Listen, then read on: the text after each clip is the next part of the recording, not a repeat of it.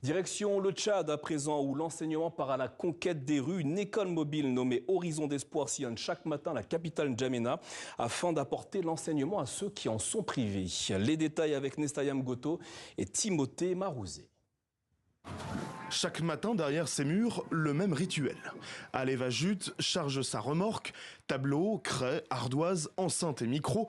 Tout doit être prêt pour aller donner cours aux quatre coins de la capitale, car son association, qui était à ses débuts une école de danse, offre désormais aux jeunes non scolarisés une instruction de base avec l'objectif qu'ils rejoignent un jour une école normale. C'est une belle stratégie d'aller envers eux, parce que on les considère, ils sont des victimes qui n'ont plus la force ni la volonté d'aller vers des structures de droit commun.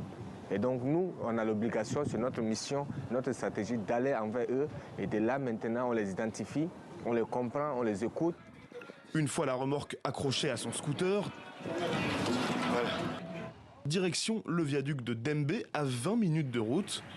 C'est au milieu d'un trafic dense, sous un pont très fréquenté, qu'Aleva et d'autres bénévoles installent la salle de classe en plein air.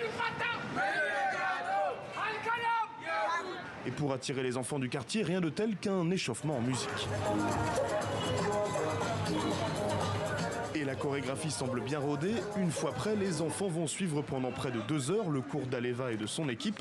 Le tout dans le tumulte des klaxons. Au programme aujourd'hui, exercice d'écriture des lettres de l'alphabet. De quoi satisfaire Junior, 14 ans, qui n'a jamais pu aller à l'école après avoir été expulsé de sa maison par sa famille. Quand j'étais en famille, je volais beaucoup. Ça m'a valu de me faire virer de chez moi. Aujourd'hui, je suis seul et je me débrouille pour joindre les deux bouts. Et j'aime venir ici. Je suis fier d'apprendre à réciter l'alphabet avec mes amis, pourvu que ça dure. Chaque jour, l'effectif varie. Ils peuvent être moins de 10, comme une trentaine. Si les conditions d'enseignement restent compliquées et très précaires, Matané, enseignant bénévole, garde espoir en ces jeunes.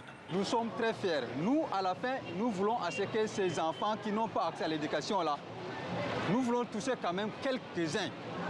À la fin de ce projet, nous voulons à ce que quelques-uns déjà aillent à l'école. L'association invite d'autres acteurs à les accompagner pour étendre l'initiative à d'autres provinces du pays. Au Tchad, 3,2 millions d'enfants ne vont pas à l'école d'après l'UNICEF. C'est l'un des taux les plus élevés de la région. Ainsi va l'actualité sur le continent. Merci de votre fidélité et à demain.